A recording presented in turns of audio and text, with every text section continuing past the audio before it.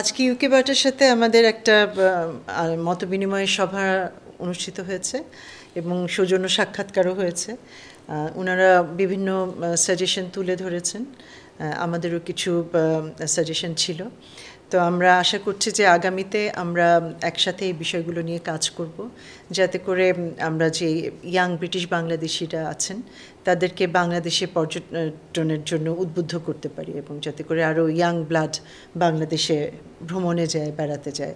শুধুমাত্র আত্মীয় স্বজন দেখার সাক্ষাতের জন্য না বা বন্ধু বান্ধবের সাথে দেখা সাক্ষাতের জন্য না, আমরা চাই যে এই ইউকে থেকে আরও মানুষ, আরও ব্রিটিশ বাংলাদেশি বা অন্যান্য যারা ট্যুরিস্ট আছেন তারা বাংলাদেশে শুধুমাত্র পর্যটনের উদ্দেশ্যেই যান।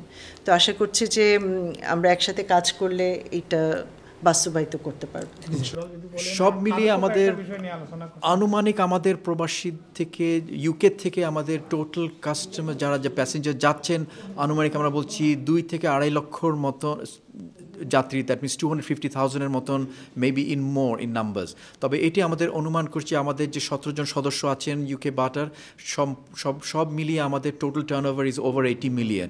সো সেই ক্ষেত্রে আমরা জানি যে বাংলাদেশের মার্কেটটা অনেক বিশাল মার্কেট, কিন্তু বাংলাদেশের মার্কেটটা সীমাবদ্ধ, যে শুধু দেশে যারা যাচ্ছি আমরা আমাদের পৈতৃক সম্পত্তির জন্য আমরা দেশে যাচ্ছি অনেকে, সেইভাবে সীমাবদ্ধ। আমরা চাচ্ছি যে আমাদের তৃতীয় চতুর্থ প্রজন্ম যারা আছেন ওনারা বাংলাদেশ যাবেন, অবশ্যই বাংলাদেশে দাদার বাড়ি নানার বাড়ি যাবেন, কিন্তু উপভোগ করবেন আরও বাংলাদেশের যে স্থাপনাগুলো আছে, বিভিন্ন স্থাপনাগুলো আছে বাংলাদেশের। সিলেটে রয়েছে, কক্সবাজার আছে, সুন্দরবন রয়েছে, নর্থ বেঙ্গলে রয়েছে। তো সবটি আপনাদের আমার মনে হয় অনেক কিছু দেখার এক্সপিরিয়েন্স করার মতন আছে বাংলাদেশে। যে আমাদের আজকের মিটিংটা মাননীয় হাই কমিশনারের সাথে খুবই ফ্রুটফুল হয়েছে। আমরা আশা করি আর আমাদের সাহায্য সহযোগিতা ইউকে বিমানবন্দর ট্রাভেল এজেন্ট অ্যাসোসিয়েশন এবং হাই কমিশন যৌথভাবে কাজ করতে পারবে। আমাদের কয়েকটা দাবি ছিল। প্রথমে দাবি ছিল যাতে আমাদের ট্যুরিজমটাকে অ্যাট্রাকটিভ করা যায়, আরও যাতে প্রমোট করা যায়, ওইটা উনি যতটুকু সম্ভব সাহায্য করবে।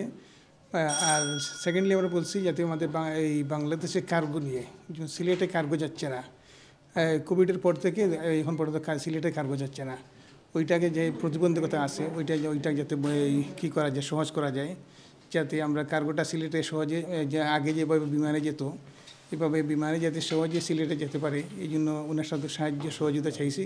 এবং উনি আশ্বাস দিয়েছেন যাতে উনি ওই প্রতিবন্ধকতাকে দূর করবেন এবং যাতে সহজে সিলেটে চলে যেতে পারে।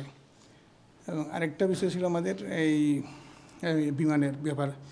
আপনারা প্রশ্ন করছিলেন যে বিমানের ব্যাপারটা উনিও আশ্বাস দিছে যাতে বিমানের ফ্লাইট 7টা ফ্লাইট হয়, যাতে প্যাসেঞ্জার আরও বেশি যেতে পারে বাংলাদেশে এবং সহজে ঢাকা না হয়ে যাতে সিলেটে সরাসরি যেতে পারে। এই জন্য উনি বলছে ওনার সাহায্য, ওনার আশ্বাস দিছে উনি ওই ঊর্ধ্বতন কর্তৃপক্ষের সাথে আলাপ করবে যাতে বিমানের সপ্তাহে 7টা ফ্লাইটই যায়।